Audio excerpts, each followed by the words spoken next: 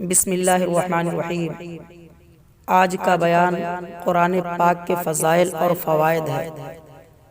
ایک بات دھیان میں رکھیں کہ انسان میں کہاں طاقت ہے جو رب کے کلام کے فضائل اور اس کے فوائد کو پورے طور پر بیان کر سکے۔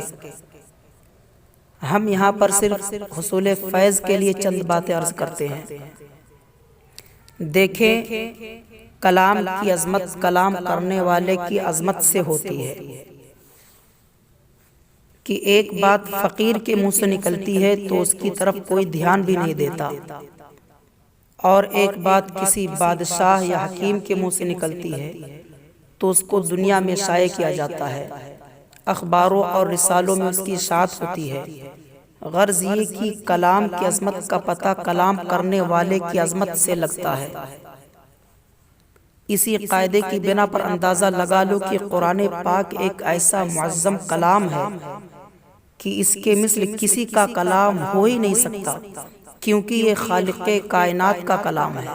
کلام الملک ملک الکلام، یعنی بادشاہ کا کلام کلاموں کا بادشاہ ہوتا ہے۔ اس کلام ربانی میں سارے علوم اور ساری حکمتیں موجود ہیں، جس میں سے ہر شخص اپنی لیاقت کے موافق حاصل کرتا ہے۔ اس کا پتہ عقل سے لگتا ہے اور تفسیریں دیکھنے سے معلوم ہوتا ہے کہ جس مفسر میں جتنی قابلیت ہے اسی قسم کے وہ بیش بہا موتی اس قرآن سے نکالتا ہے۔ دیکھیں کہ منطقی مفسر کی تفسیر سے معلوم ہوتا ہے کہ قرآن کریم میں شروع سے لے کر آخر تک منطق ہی منطق موجود ہے، اور نحوی اور صرفی مفسر کی تفسیر سے پتہ چلتا ہے کہ قرآن میں صرف نحو اور صرف ہی صرف موجود ہے، اور فصیح و بلیغ مفسر کی تفسیر سے ظاہر ہوتا ہے کہ قرآن کریم میں فصاحت و بلاغت کا دریا موجیں مار رہا ہے۔ صوفیاء کرام کی تفسیروں سے معلوم ہوتا ہے کہ قرآن عظیم میں علوم باطنی کے بیش قیمت موتی بھرے ہوئے ہیں۔ اس سے ہم اس نتیجے پر پہنچتے ہیں کہ قرآن میں سب کچھ ہے، لیکن جیسا اس کا شناور ویسی اس کی تحصیل۔ قرآن عظیم ایک سمندر ہے جو جتنا چاہے اس سے فیض لے لے۔ دیکھیں، سخی دو قسم کے ہوتے ہیں، ایک وہ جو بلا کر دیتے ہیں، دوسرے وہ جو فقیر کے گھر آ کر دیتے ہیں۔ کنواں بلا کر دیتا ہے، دریا آ کر دیتا ہے، اور سمندر بادل بنا کر عالم پر پانی برسا دیتا ہے۔ کعبہ معظمہ بھی سخی اور قرآن کریم بھی، مگر فرق یہ ہے کہ کعبہ معظمہ کے پاس بھکاری جائیں اور جا کر کے فیض لائیں، لیکن قرآن کریم کی شان یہ ہے کہ مشرق سے لے کر مغرب تک گھر گھر پہنچا اور جا کر کے اپنا فیض دیا۔ اور جو لوگ بالکل ان پڑھ تھے ان کے لیے علماء بادل کے مثل بن کر کے اپنی رحمتوں کی ان پر بارش برسا دی، رہے اس سے محروم، نہ آبی نہ خاکی، ہری ہو گئی دم میں کھیتی خدا کی۔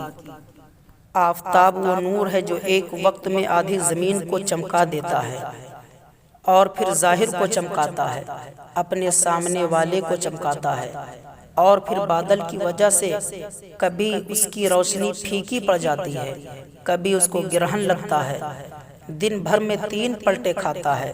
لیکن قرآن کریم آسمان ہدایت کا وہ چمکتا اور دمکتا سورج ہے جو بیک وقت سارے عالم کو چمکا رہا ہے، فقط ظاہر کو نہیں بلکہ دل و دماغ کو بھی منور کر رہا ہے۔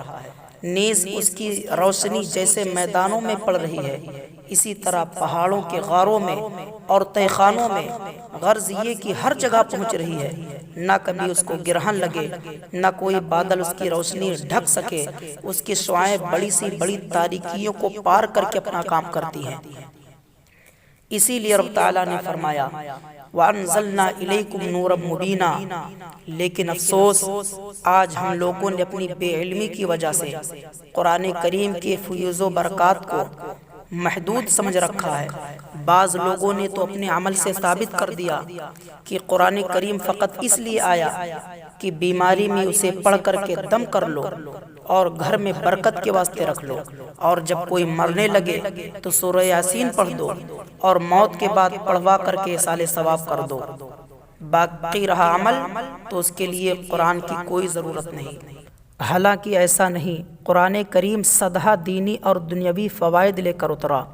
بیماروں کے لیے شفا، بچوں کے لیے تعویذ، بے ایمان کے لیے ہدایت، مردہ دلوں کے لیے زندگی، غافل دل کے لیے تنبیہ، گمراہوں کے لیے راہ ہدایت اور بادشاہ کے لیے قانون۔ لہٰذا قرآن کریم صرف ایک چیز کے لیے نہیں بلکہ بے شمار فوائد لے کر نازل ہوا۔